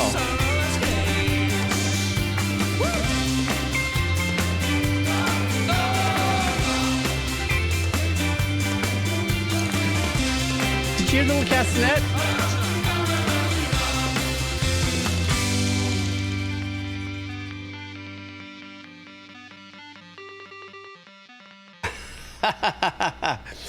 That little sequence that it kind of opened up with, remember? That's something where I was like, oh no, is this going to be like an 8-bit game track? But it's funny because that thing was probably through the whole track and buried under the rest of the arrangements until they peeled it back so we can hear it. They used it as an obtuse click track. So yeah, it definitely had the Cars in there and a couple of other, nostalgic sounds, but this was just a great track. It was recorded really well. It was a band, and everyone's playing actual instruments except for that little sequence that was bopping off. But in my head right now, da da da da da da da, da da da da da da, and I like that. I like that purposeful production of like vocal, answer back, big fat stereo, la da da da da, that whole thing, and that burns a hole in your memory bank for the hook. And they seem to be fairly busy. They're going to be playing everywhere. Let me see. I'll scroll this up. What does it say? Where are they playing? Oh my gosh! Look at where these guys are. They're playing in some great places. Of course, it is all in Ireland, so it'd be quite the boat ride to go check them out. But God bless them if they're out there kicking ass, taking no hostages, and still being the musicians that we need to be out there in public. No more Tata, no Lady Tata, no Timbaland AI announcements of his little tatas. What did he say? I died laughing. I'm signing AI artists. Oh, bro. Really? You want to go there? I'm just saying. Yeah, there was a little bit of that La Bamba thing, Mendrix. I was like, yeah. Okay, let's keep going. By the way, a quick shout out to a few folks that just followed recently. Super Scott 3000, Good Music Good, and Morgan Live just followed us within the last 15 minutes. Thank you very mucho.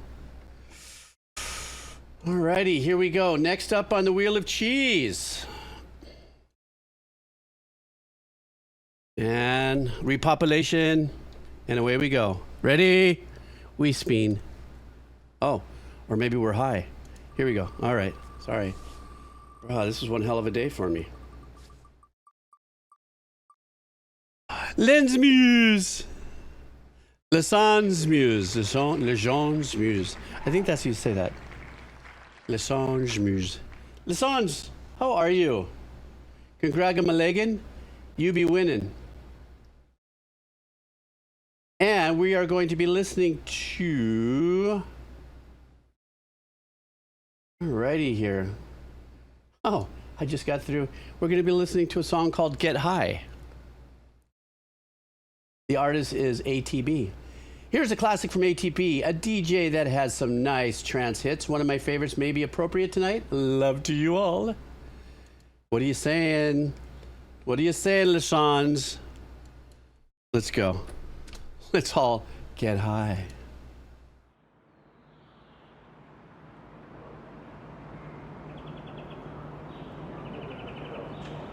Oh, Brexter, of course you are.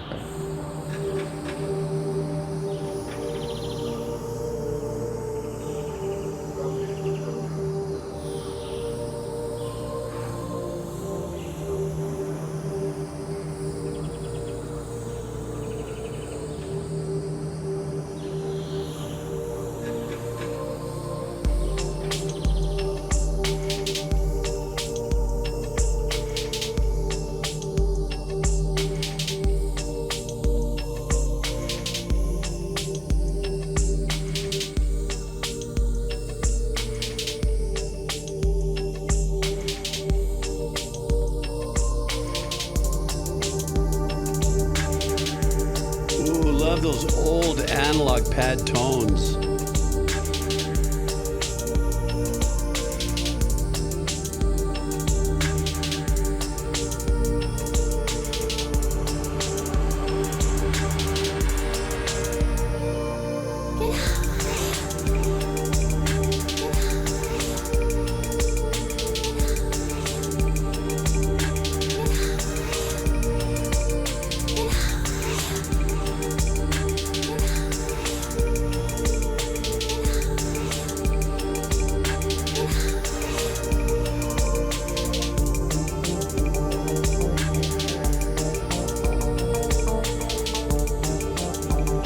That edition right here. Dun, dun, dun, dun, dun, dun, dun, dun, dun, dun.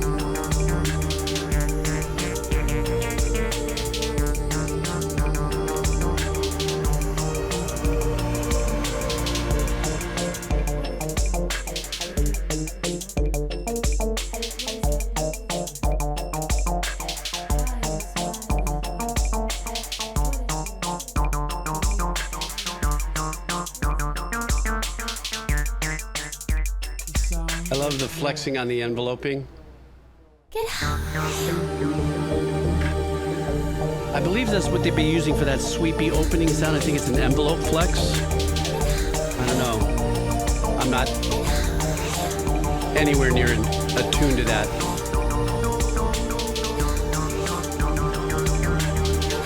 Yeah, boot. Fully orbital vibes.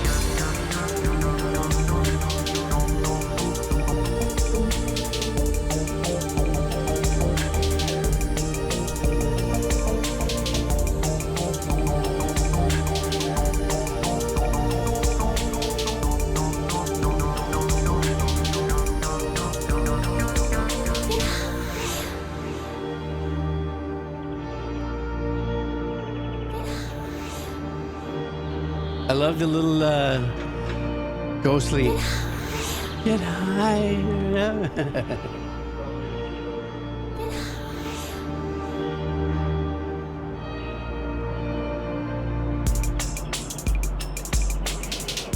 Oh, I love how he brought that back in.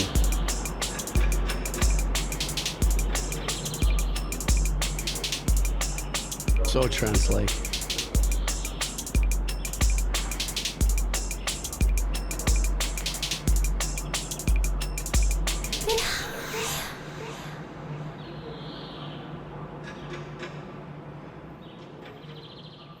See, if I was getting high to this track, At the very end, after she said, get high, turning around and listening to the crickets and somebody hammer on my door. Did you see me for a second? I just went, 'cause I thought somebody was, that was really, I think, I forgot who said it. I think Orbital was probably the best way to describe that whole vibe.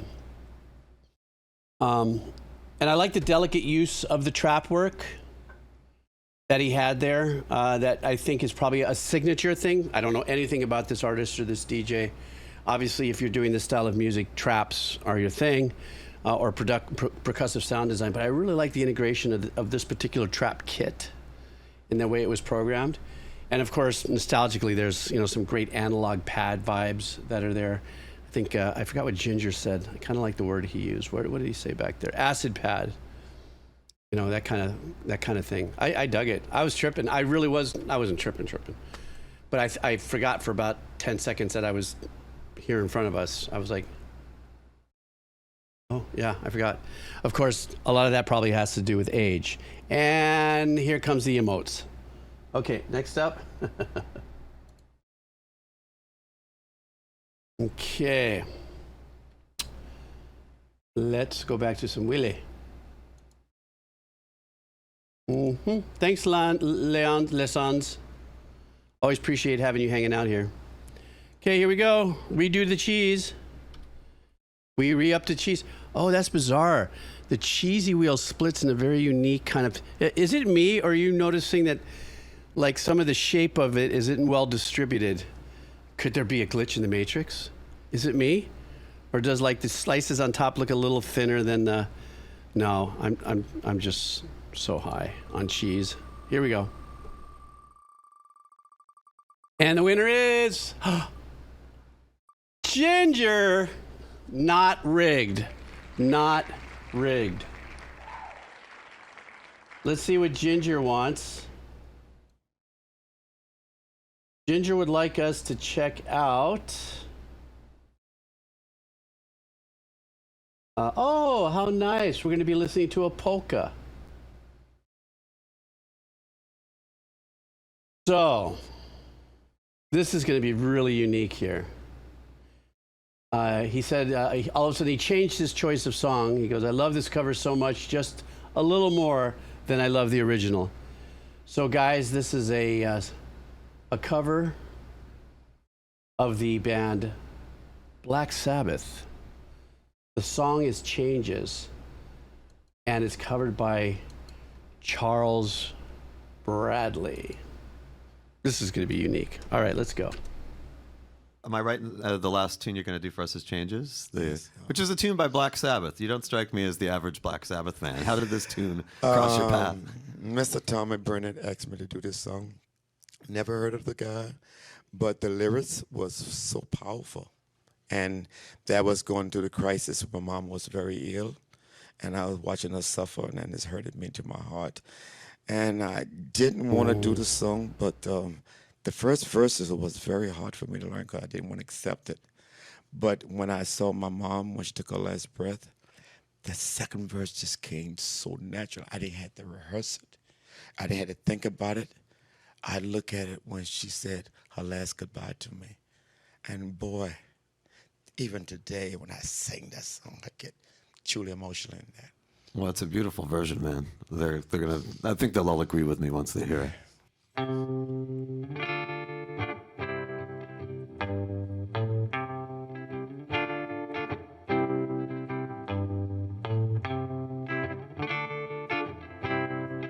I feel unhappy. I feel so sad.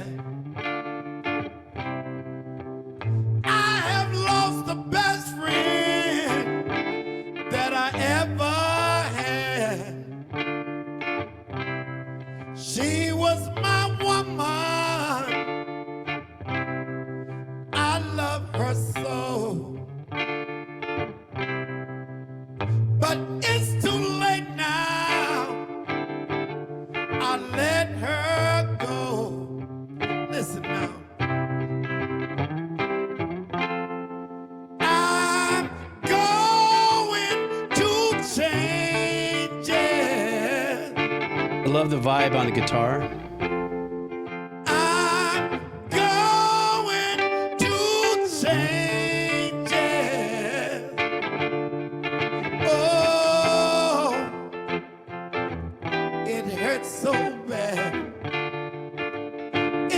life is gonna be a change. You can see the emotion as well.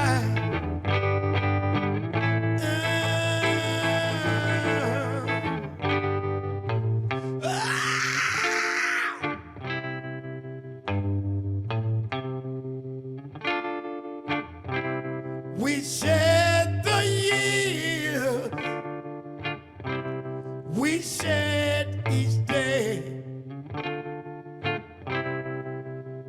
in love together,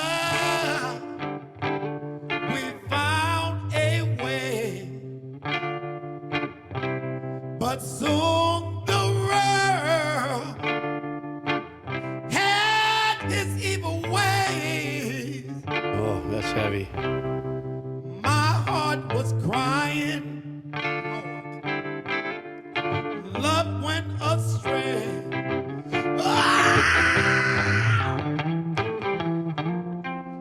I'm going to change it. I'm going to change it. Oh, it hurts so bad in my life. It's gotta be a change in my life. Somebody gotta help me.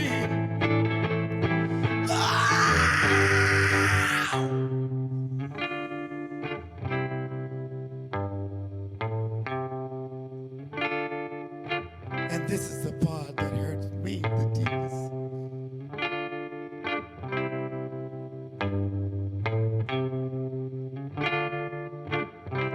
It took so long to realize Oh, what a voice. I can still hear her last goodbye. And now all my days have turned to tears. Wish I could go back and change these years.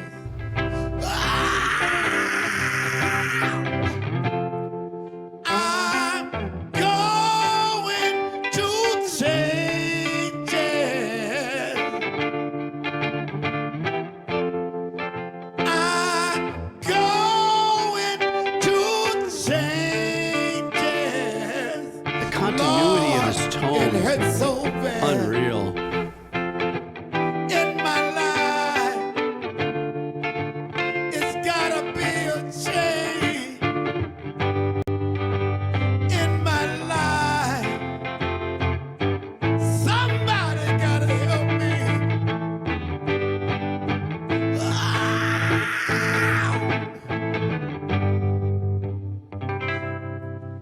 Woo! Oh, man. Wow. Charles Bradley, please give him as much thank you applause as you possibly can. Charles, that was fantastic. That's Ben on guitar back there. They never have too many Bens in the room. Thank you guys for coming out. But Thank you. My goodness, I have never, ever, I don't think I've witnessed such an emotional performance. Kind of reminiscent of like more core bluesy kind of vibes, you know, from the singers of the day and stuff, and just an incredible, painful, coming from a place in the chest, literally and figuratively. So figuratively, obviously, very painful, you know, emotional for him to sing, but then where he's pulling from his chest tone for that voice and his and what he's pulling off there. And like I said earlier, that continuity is like, no matter how projected he got in volume and stuff, or how he pulled back, that smokiness was so consistent through and through. You know, it wasn't a gitchy dynamic that you throw in, you know, in certain areas. That still is, you know, singers that can do that. It's just amazeballs that they do that. But this was just through and through pain in this performance, but amazing. I think. Yeah, maybe? I don't know. That's what I'm saying. All right, guys, last spin of the Wheel of Cheese, and then I got to go. I told you it was only going to be a couple of hours, and because I do have to caught a couple of emails from the workplace. And so, yeah, you guys know. The 2 hours that I've been here with you is 2 hours. I probably should have been answering those emails. Yes, we'll get right to it in a moment. Working hard on the pitch deck. Cole Busted is right. All right. Or what's the other thing? What's the name of that trick when you move? There's a piece of software. I think I was talking to Patty Cakes about it because he strikes me as the guy that would do this. No, I'm kidding. I'm kidding. You know, when you're working from home and the you know the corporation or whatever has, you know, they can tell whether you're working or not, and you move your mouse just a little bit. There's a little software where you move the mouse. You know, it'll automatically. Yeah, mouse jiggler. Of course, Patty. Mouse jiggler.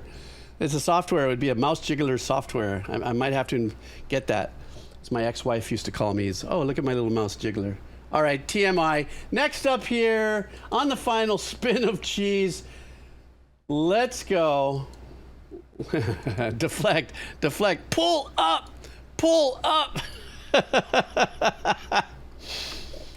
Here we go, guys. This is the last spin of the evening, and then I'm dipping.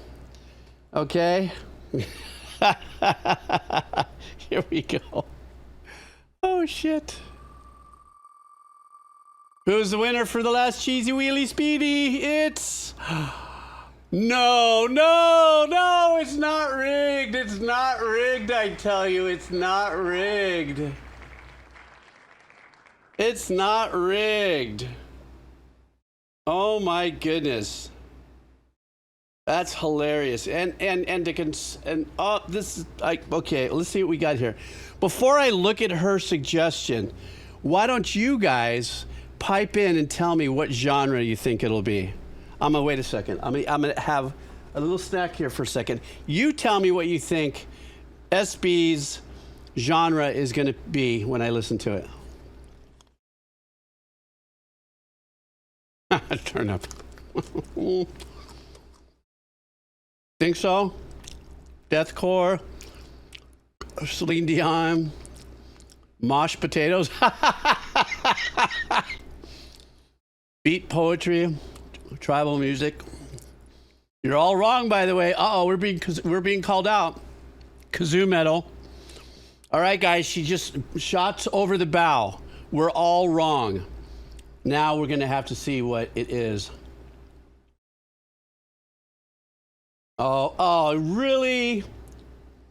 Really? You guys don't have no idea how far off you are. I'm just going to play it, okay? Nah, I'll read this.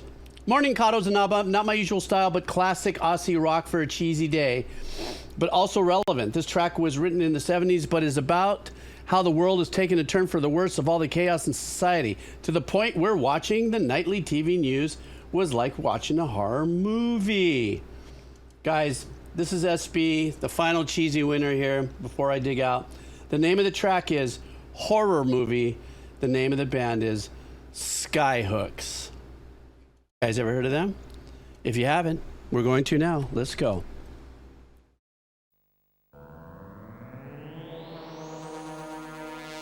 $1974, peeps.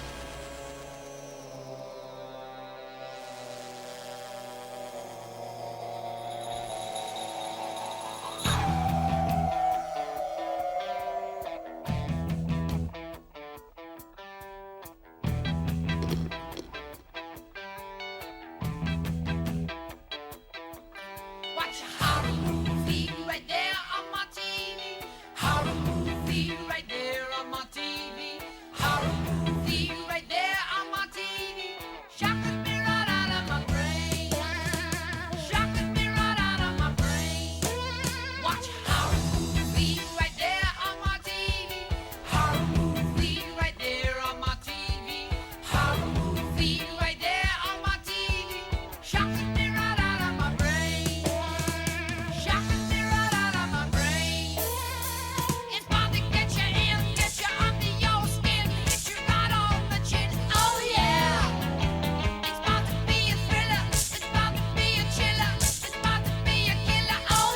So this is mocking the daily news, I take it.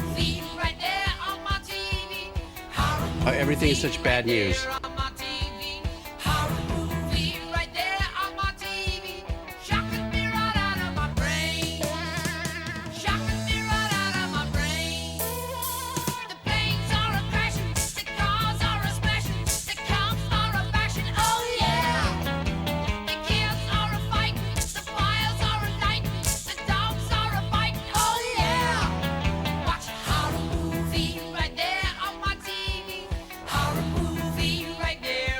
I like how the drums are more arrangement oriented than rhythm grind leading.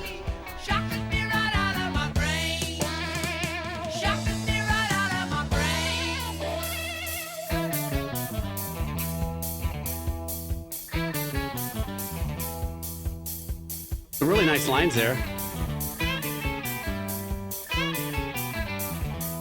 I don't know why I'm feeling ELO vibes.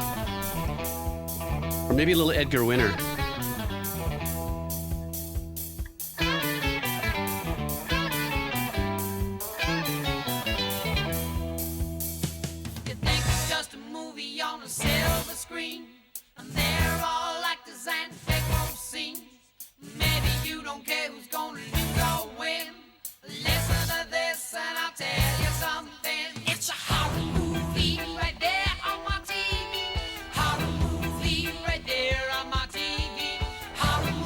I like the guitar work. I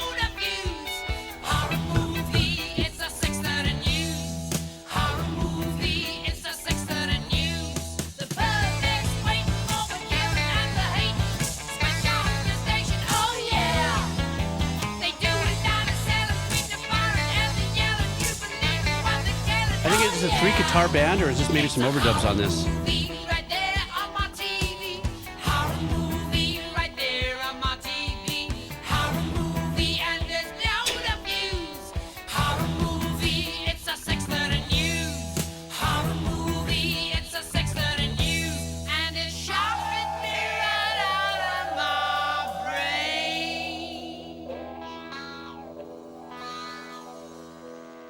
What a great way to end my horror cheesy stream. That was a really fun track, super nostalgic. But in my head, I was looking, like in my head, I don't know why, maybe because of the style of the shooting of the videos was consistent with like some early Edgar Winter kind of videos that I know, you know, the longer, the kind of hippie-ishy, satiny kind of robes and stuff like that. Well, what if that had to have been super nostalgic for you? I'd never heard of Skyhooks, never. And so, you know, but I can count on you. You and Lisa both, you know, bring in these very unique, nostalgic tracks every now and then. And to me, that's really fun because there's that other side of you, which is what, so who said it earlier in this? Mosh potatoes? Bruh, that was the best I've ever heard. Maybe that's something that's out there, and because I'm old, I don't know it exists, but mosh potatoes. We have some funny peoples here inside the chat.